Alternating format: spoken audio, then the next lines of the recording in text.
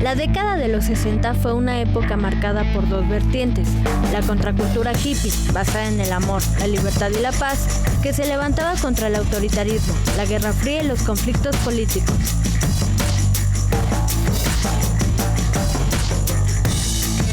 En México, si bien todo parecía inmóvil, se engendraba la represión.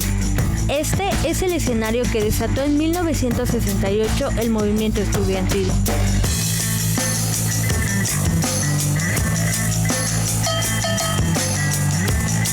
El 2 de octubre hay que entenderlo primero como un cierre histórico de este movimiento estudiantil, pero también hay que entenderlo en su dimensión, yo creo, simbólica y afectiva, porque después de este 2 de octubre, que fue una matanza, una agresión hacia los estudiantes, también se convierte en un símbolo de la impunidad y de la violencia de Estado.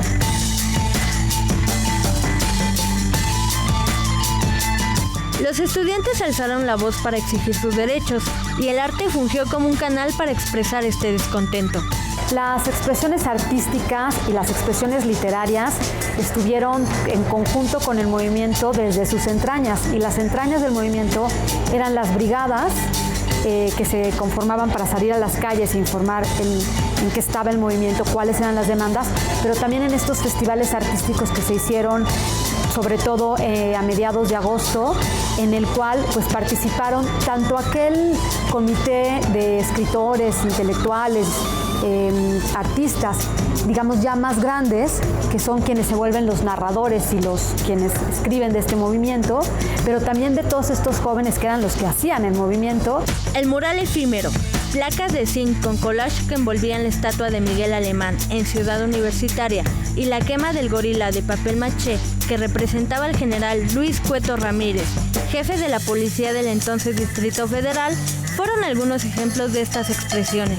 Todos aquellos jóvenes, muchos de la ENAP, de la Escuela Nacional de Artes Plásticas, otros de la Esmeralda, que hacían volantes, en realidad eran propaganda, pero que ahora pues también los podemos leer desde un punto de vista artístico. La lucha del 68 era una lucha real que se hacía en las calles, donde se solicitaban demandas muy puntuales, pero también era una lucha simbólica, y el arte permitía pues poner en juego, por ejemplo, todos estos símbolos, todo este diseño maravilloso que se hizo para los Juegos Olímpicos, pero los estudiantes lo toman precisamente para hacer una crítica al gobierno.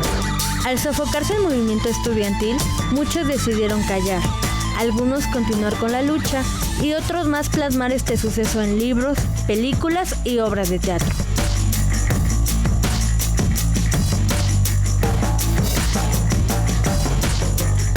Miguel Ángel Tenorio, dramaturgo y partícipe del movimiento, tuvo la necesidad de escribir sobre este acontecimiento y creó el monólogo 68, las heridas y los recuerdos.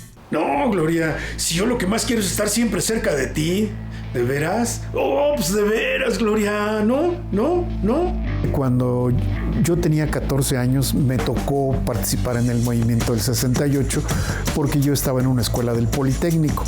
68, las heridas y los recuerdos es mi obra de teatro que habla de esta historia de amor entre Pedro y Gloria, que tienen 14 años cuando se inicia el movimiento estudiantil, y entonces la vorágine del movimiento los va llevando a distanciarse. Mi obra abarca la perspectiva de los chavos que teníamos 14 años y que mirábamos la vida de cierta manera.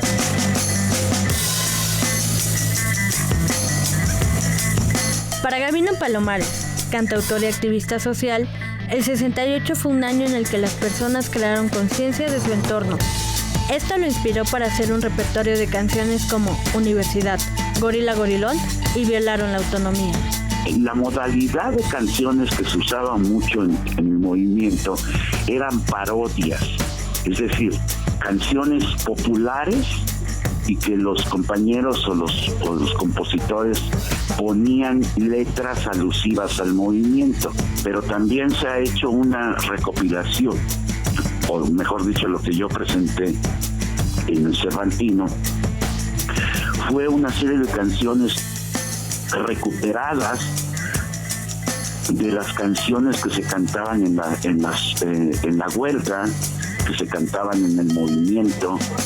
Ambos artistas son un ejemplo de los cientos de intelectuales que se inspiraron y se siguen inspirando para hablar sobre este y otros movimientos sociales. Es fundamental que el elemento artístico interprete los hechos históricos, pero yo creo que la mejor forma en que los niños, los jóvenes pueden asimilar la historia es cuando se les presenta a través de la forma artística, a través de la ficción, que la ficción es una síntesis de muchas cosas. Estas manifestaciones artísticas son un reflejo de lo que vivió el país, y aunque hoy en día la apertura ha propiciado la pluralidad de ideas, ejercer nuestros derechos es una manera de alcanzar la libertad. Los jóvenes siempre buscan la libertad.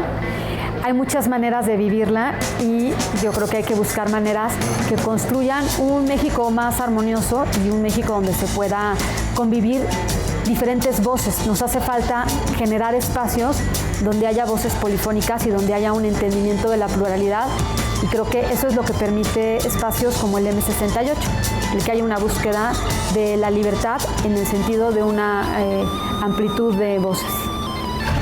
A 51 años, el 2 de octubre no se olvida.